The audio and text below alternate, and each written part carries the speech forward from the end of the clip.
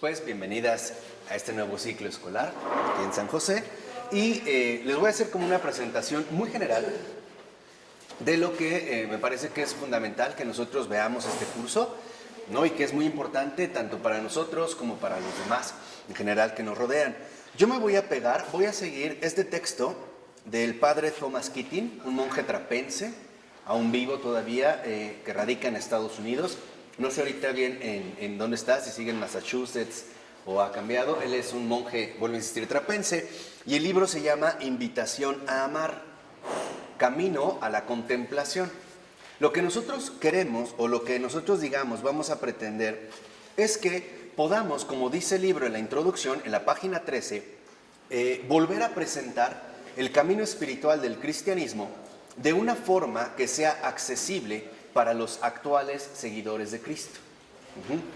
Ese es el propósito central de este textito, ¿no? O sea, lo que se busca es volver a presentar el camino espiritual del cristianismo de una forma que sea accesible para los actuales seguidores de Cristo, es decir, para todos nosotros. Entonces, hay tres, digamos, elementos centrales que vale la pena comentar, y son el hecho de volver a presentar el camino espiritual del cristianismo, porque hoy en día pareciera que en efecto se presentan otro tipo de caminos espirituales, ¿no?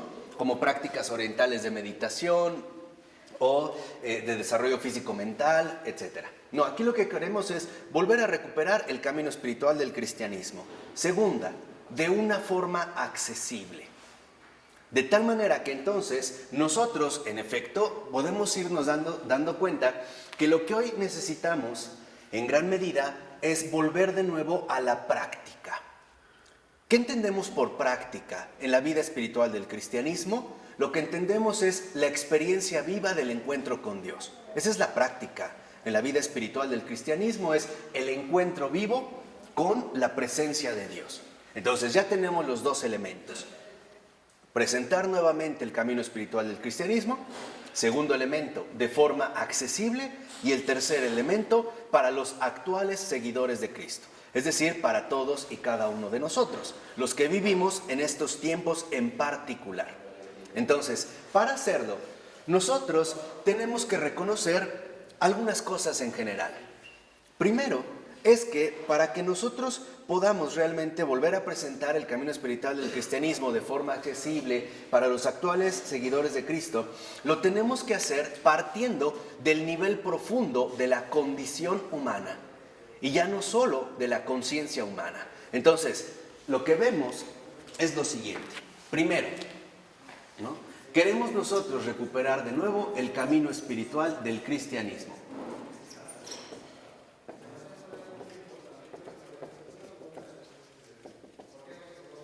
Ahora, este camino espiritual del cristianismo, que es el que nosotros vamos a estar indagando, lo haremos precisamente, ¿no? O lo volveremos a presentar a partir de la profundidad de la condición humana. ¿Por qué? Y aquí vale la pena destacar lo siguiente. ¿Por qué? Porque tenemos que reconocer en qué condiciones existenciales es que hoy en día se está desarrollando nuestra vida. No estamos, por ejemplo, en las mismas condiciones que en el siglo pasado o que en el siglo XVIII, XVI, XIV, XII, XI o con la primera comunidad apostólica. Y aquí es donde en efecto nosotros vamos a ver cómo Cristo sí es la verdad, ¿no? El camino y la vida. Hoy Cristo nos viene a ofrecer una respuesta muy concreta para nuestra situación presente. Entonces es fundamental que la condición humana la asumamos no de manera abstracta, sino como lo que es una situación concreta. En estos tiempos, en estas condiciones de vida, tanto exteriores, salud, como interiores, en las cuales cada uno de nosotros estamos de hecho viviendo. Y esto es muy providencial, ¿por qué? Porque el padre Thomas Keating ha desarrollado en general, lo que se conoce y que se dan en varias partes del mundo, la oración centrante. Yo ahorita nada más lo comento para que se vayan familiarizando, poco a poco la iremos viendo. Pero la oración centrante no es más que lo que en términos tradicionales se ha conocido como contemplación. Es esto, ¿no? Es retomar los elementos con los que hoy en día contamos, por ejemplo, los avances en la psicología, los avances en la antropología, avances en la sociología, e incorporarlos al camino espiritual del cristianismo. Esto es lo que le da su gran actualidad. Él todavía sigue siendo un monje trapense, bueno, recibió la ordenación sacerdotal, radica en Estados Unidos, aún vivo, y ha dado, digamos, como un programa completo para el camino espiritual del cristianismo. Sus textos son así pequeñitos. ¿Por qué? Porque lo fundamental es que los textos del Padre Keating no vienen de la mera teorización, o sea, no son libros intelectualmente hechos, sino que provienen de las experiencias concretas que ha obtenido a partir de los retiros espirituales que él ha ido dando. Entonces, se han formado pequeñas comunidades donde ejercitan y promueven lo que se llama oración centrante, ¿no? En su momento veremos cuáles son sus características, sus condiciones. Pero algo es un hecho, y me consta. A través de la oración centrante, uno realmente recupera la comunión con Dios. Y eso es lo que queremos acceder. O eso es, digamos, a lo que nosotros queremos llegar en estos tiempos. Porque hay gente que puede decir que está muy bien con Dios, o que es muy creyente, o que es muy religiosa. Y no obstante, puede darse el caso de que no esté viviendo lo que el Señor espera de él. ¿Y qué es, digamos, a grandes rasgos, lo que Dios espera que vivamos ya aquí en la tierra? Lo más posible de su vida divina. Ese es el propósito. Que podamos vivir lo más posible de su vida divina, de su misma vida, de su misma presencia, de su misma compañía, aquí en nuestras condiciones terrenales, sea lo que sea. Y algo que es fundamental es que a través de estos textos, en particular el que vamos a ver, uno encuentra la esperanza cristiana. ¿En qué consiste la esperanza cristiana? En sanar heridas de toda una vida. Y sanarlas realmente, ¿eh? No crean que solo es una especie de manipulación extraña donde lo que queremos es sentirnos mejor sin estar bien, realmente, ¿no? Que hoy es mucho de los fraudes que se viven, ¿no? Ya sea a través de una manipulación mental, una manipulación emocional, no. El Señor nos invita a sanar heridas de toda una vida. Heridas tan profundas que probablemente ya ni siquiera somos plenamente conscientes de que están en nosotros, pero sí padecemos, ¿no?, las consecuencias que generan. Por ejemplo, desórdenes emocionales, trastornos afectivos, debilidades intelectuales, ¿no? O sea, que nos va afectando a todos y cada uno de nosotros de manera distinta. Pero eso sí, en todos los niveles de nuestra existencia. ¿De acuerdo? Entonces, el Padre Keating tiene escritos varios textos. Su trilogía fundamental proviene de los siguientes. Un libro que se llama Mente Abierta y Corazón Abierto, que yo les invito a que lean paralelamente a este curso. Ese es, digamos, como lo que nos muestra los inicios, la introducción a la oración centrante. Mente Abierta, Corazón Abierto.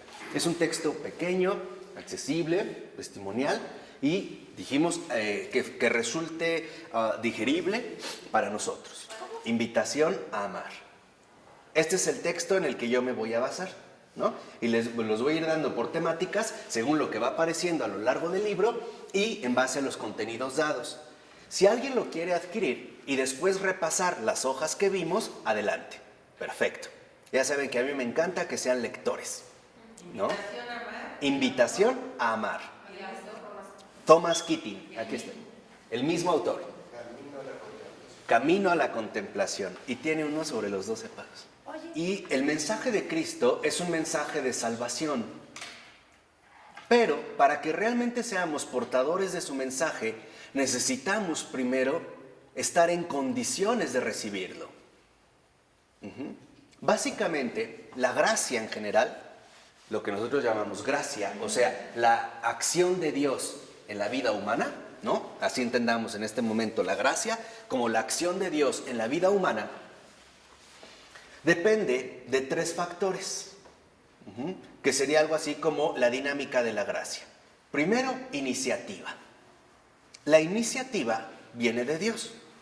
Y Dios siempre da gracias, ¿no? O sea, siempre está dispuesto a ayudarnos y a obrar en favor nuestro, siempre. Entonces, la iniciativa, palomita, ya está dada. El segundo factor es la recepción. O sea, ¿qué tanto nosotros vamos a recibir esta acción de Dios en nuestras propias vidas? Porque en esta recepción hay que entender que como la gracia, o sea, la acción de Dios, es algo invisible, entonces nuestra recepción también tiene que darse al nivel invisible, es decir, al nivel interior. Porque hoy en día suponemos que la gracia de Dios se traduce en la manera en la que me ayuda visiblemente. Por ejemplo, cuando quiero que me ayude a salir de una determinada circunstancia difícil, ¿no? Le pido a Dios encontrar un buen marido, una buena esposa, que me ayude a bajar estos kilitos de más después de este periodo de comedera, ¿no? Está bien, ¿no? Está bien, ¿no? Las roscas y etcétera. Hay quienes hasta con tal de no poner los tamales se tragaron al niño. Ajá. Oraciones decían, no, lo prefirieron tragar atole y atole, ¿no? Con tal de que se bajara y no dañara. Oigan, con unos compañeros de trabajo partimos una rosca, ¿no había? Les dije, no lo puedo creer. A nadie le tocó. Digo, de verdad, me parece impresionante, ¿no? Pero bueno, lo fundamental es que lo que quiero que aprendamos es experimentar la resurrección de Cristo. Ese es el propósito de este curso, porque es lo que el Señor quiere. Eso es lo que el Señor quiere, que experimentemos la resurrección de Cristo en nosotros, en lo más íntimo, en lo más profundo de mí, en la dimensión más profunda de mi ser. Ahora, esto es lo que Él quiere. ¿Qué quiere? Que experimentemos la resurrección de Cristo. ¿Para qué? Para ayudar a muchos más. Cuando el Señor nos diga, ustedes son la luz del mundo, ustedes saben, Él es la verdad, no está mintiendo. Entonces, hoy en día esa es, digamos, la labor que nosotros debemos de cubrir. Y esto nos lleva al tercer factor o elemento de esta dinámica de la gracia. Ahora sí, la donación, que yo prefiero llamar transmisión. Una vez que nosotros hemos experimentado a grandes rasgos la victoria de Cristo, ya después les explicaré más este término, ahora sí, estaremos en condiciones de que nosotros al mismo tiempo promovamos en los demás esta experiencia de resurrección, esta victoria de Cristo. Por ejemplo, pasar de la tristeza a la alegría, del desorden al orden, de la soledad a la compañía, de la debilidad a la fortaleza. Y a grandes rasgos, de las tinieblas a la luz. ¿Cómo se logra eso? Es lo que vamos a ver aquí. Eso es lo que vamos... ¿Por qué? Porque a lo mejor yo te lo puedo resumir muy fácil, pero como es un proceso de vida, tienes que ir asimilándolo paso a qué, a paso. Si yo te doy el resultado, lo entiendes, pero lo importante es ¿y cómo lo voy a vivir? Por eso es que lo vamos a ir, digamos, como dosificando, ¿no? Como llevando. Entonces, quedamos que la gracia santificante o la acción de Dios en la vida humana depende de tres factores. Iniciativa, o sea, su bondad, su generosidad. Recepción, en qué medida yo lo recibo. Y finalmente la transmisión, o sea, el servicio. Ahora sí, yo ya me convierto en un discípulo de Cristo, en un apóstol de Cristo. De hecho, lo que el Señor también está buscando en este sentido son apóstoles. Acuérdense que la palabra apóstol significa el que ha sido enviado. Entonces, nosotros ahora tenemos que tomar ya una postura mucho más activa, mucho más eficaz, mucho más presencial.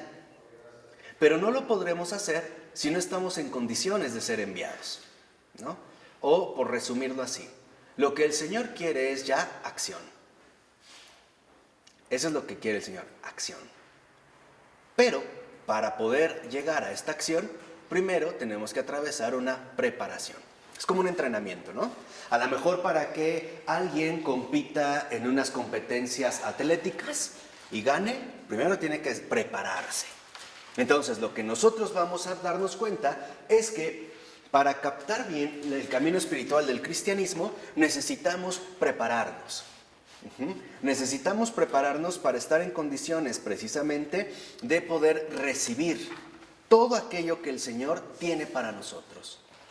Y todo lo que el Señor tiene para nosotros lo podemos reducir en una palabra: gozo. Eso es lo que Él tiene preparado para nosotros: gozo. Almas gozosas de su intervención divina. Almas dichosas, es la dicha, almas dichosas de la manera en la que Dios manifiesta su amor. Almas llenas de júbilo.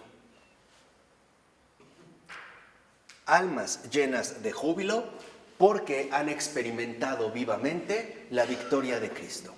El paso de las tinieblas a la luz. El paso de la muerte a la vida.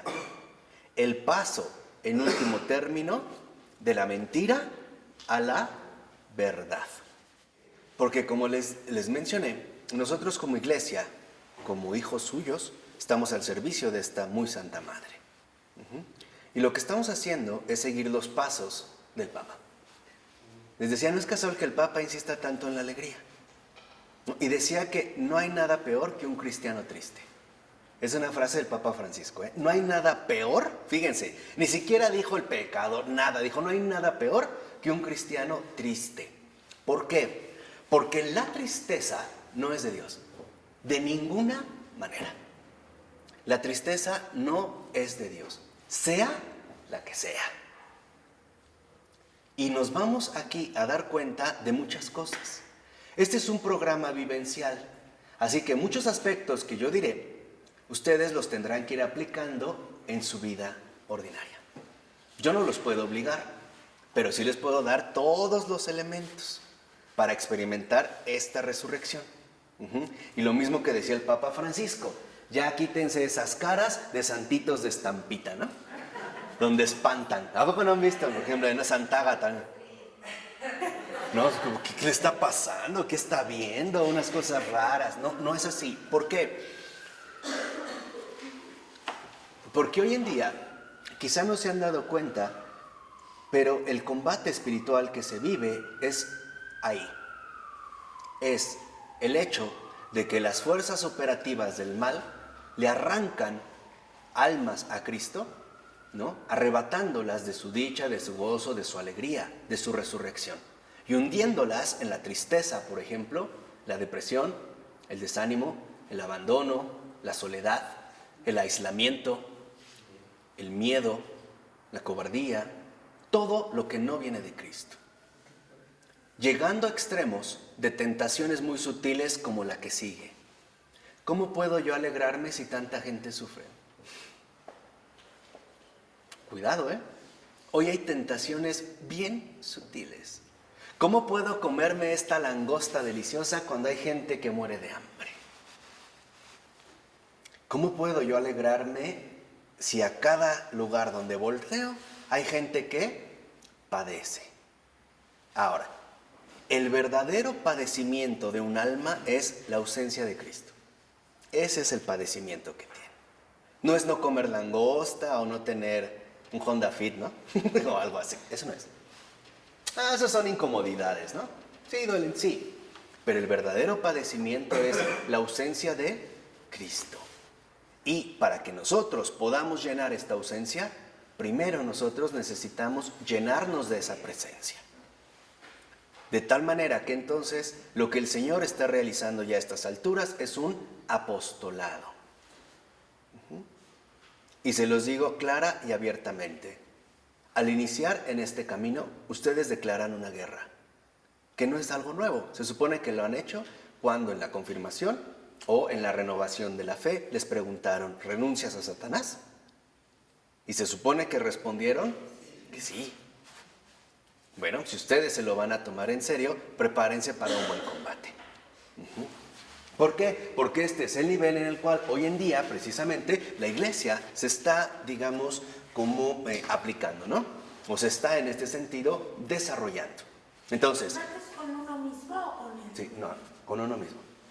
¿Por qué? Porque en esta preparación lo que vamos a entender es que las fuentes principales de todas nuestras desdichas somos nosotros mismos, pero no por culpa propia, sino por una situación compartida.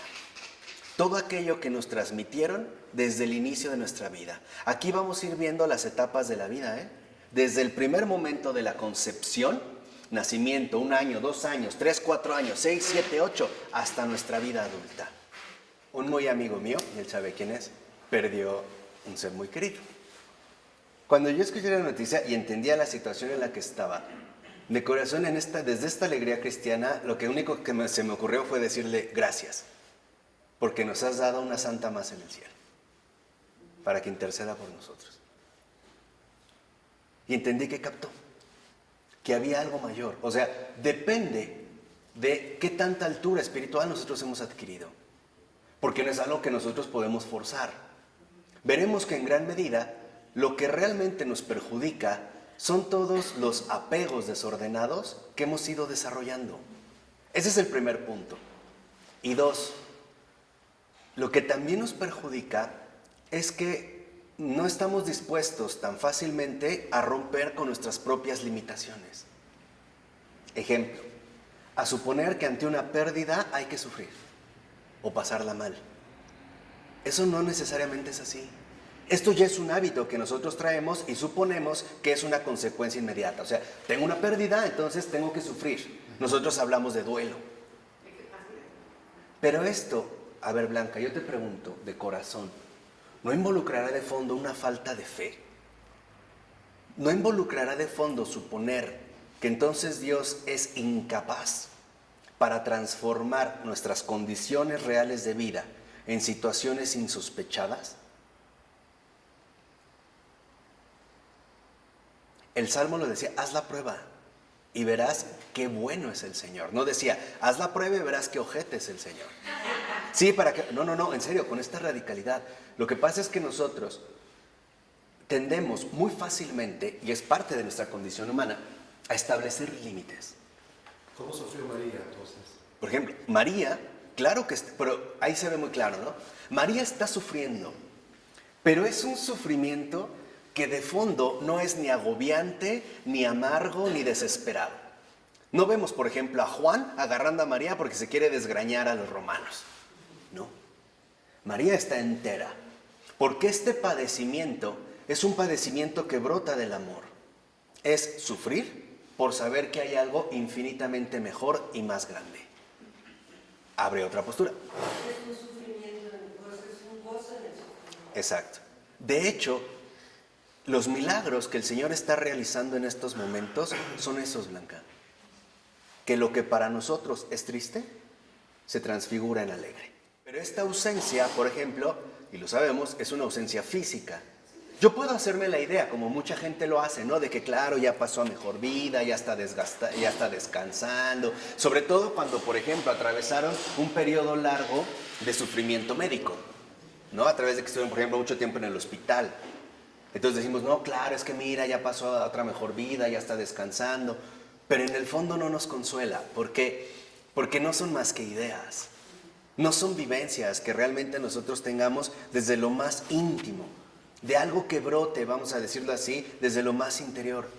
A mí algo que me queda claro es que el Señor lo que está haciendo en este momento y quiere hacer es rescatar vidas destrozadas. Literalmente, ¿eh? Rescatar esas vidas destrozadas que ni ellos mismos creían que podían volver a vivir.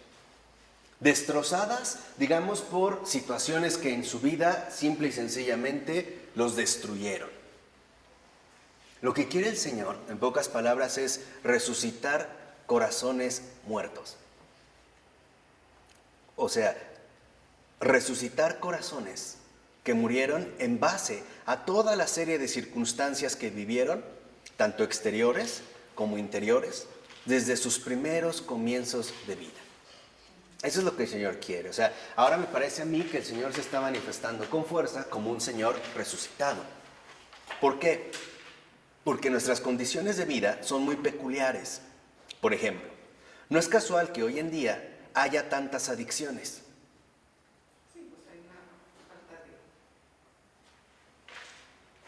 ¿No? Y no solo adicciones físicas, por ejemplo, de drogas o alcohol, también adicciones emocionales, ¿no? Adicciones, por ejemplo, desordenadas como a la comida, a las ansiedades, a las preocupaciones. ¿Por qué? Porque el alma humana, o en general la condición humana, ha sido severamente dañada.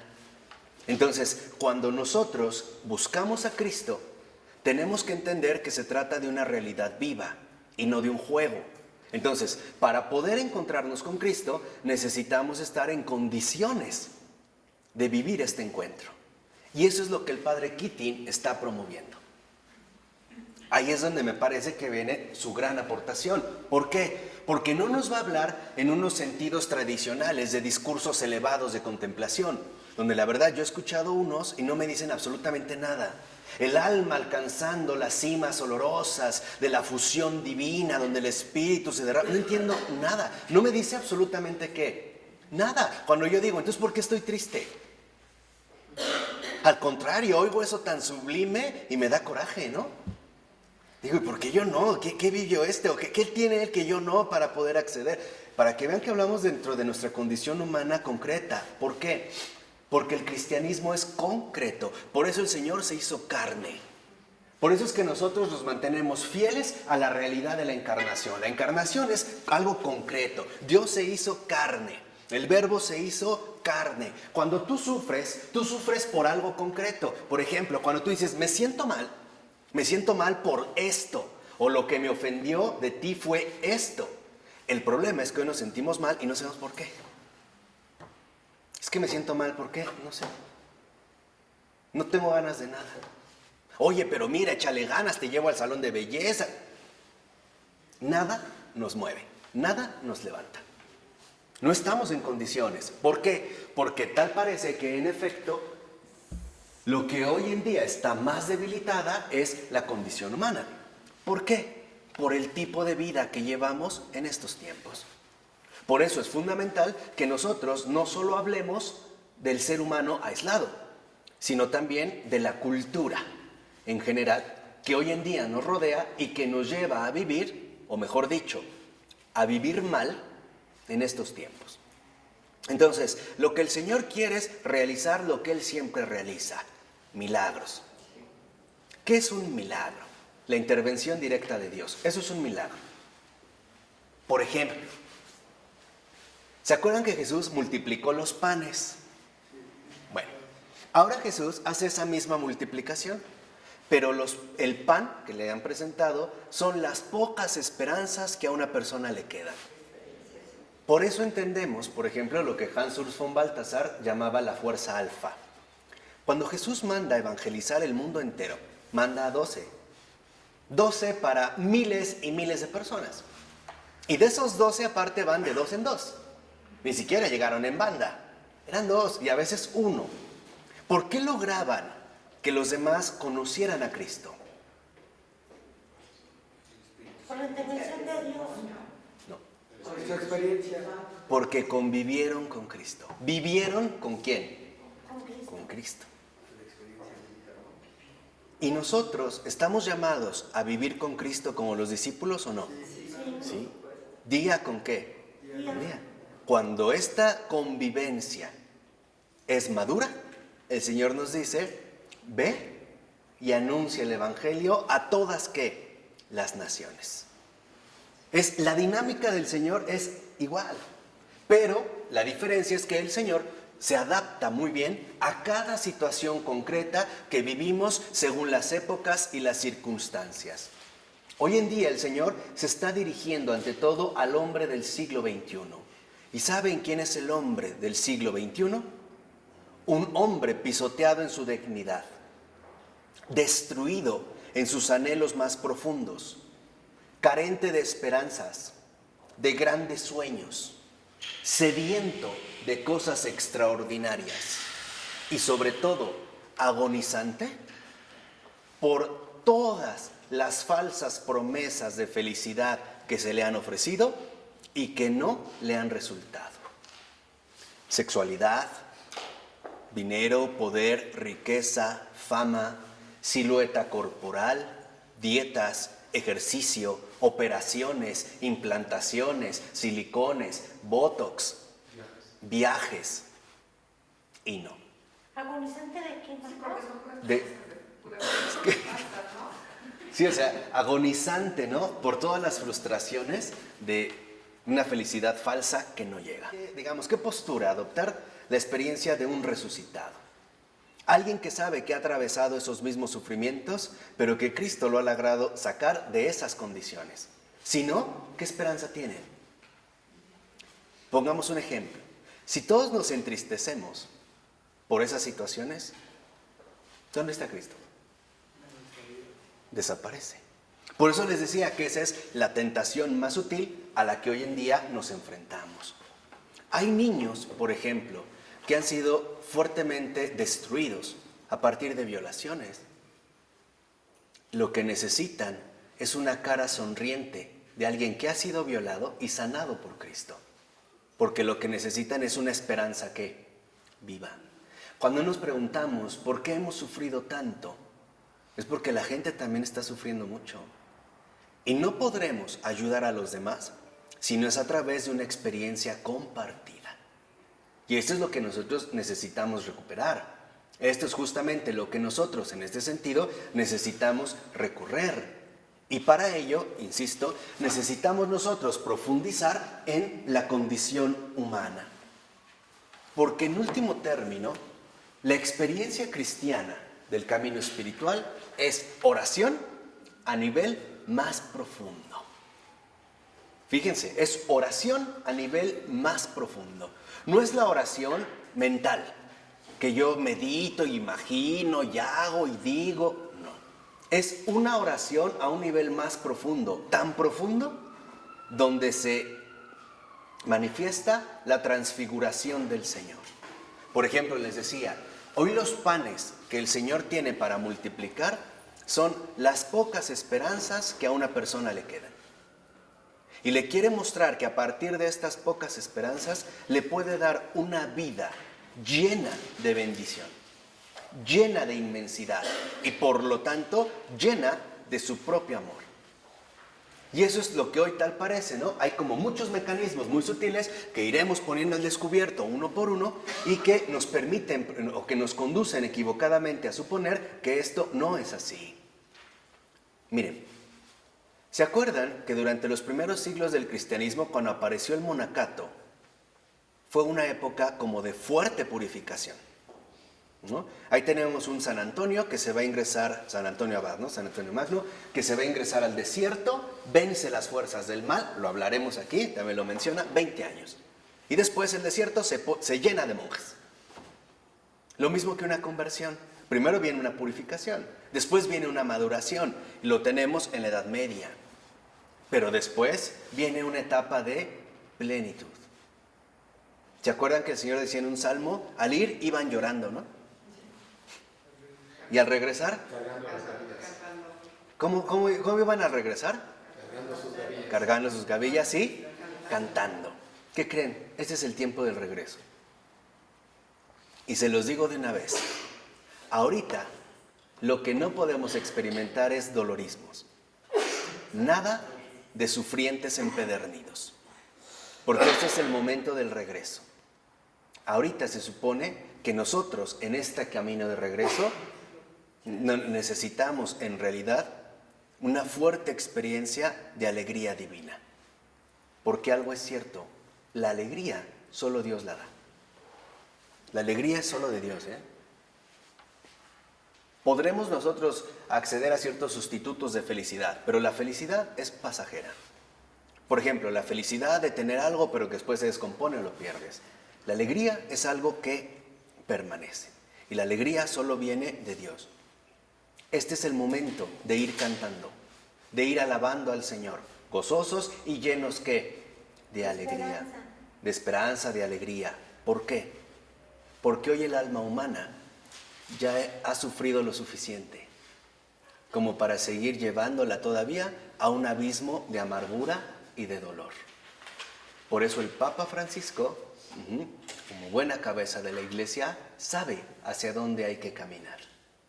Y algo queda claro, el que no camina con la Iglesia, digámoslo abiertamente, el que no sigue los pasos del Papa, está perdido, No entiende ni conoce, que es lo peor, a quien menciona, a Cristo el Señor. Aquí, digamos, es como una exhortación. Si realmente decimos conocer, seguir y amar a Cristo, se tiene que ver. Hay un hecho muy común que dice, ¿no? Lo que se ve, no se juzga. Y eso es lo que necesitamos. Lo que queremos es ver. Lo que queremos es ver el resplandor de Cristo. Y para ver el resplandor de Cristo, solo lo puedo hacer a través de verlo en la disipación de mis propias tinieblas. Y eso es lo que iremos haciendo poco a poco. Así que prepárense para la resurrección. En nombre del Padre, del Hijo y del Espíritu Santo. Amén.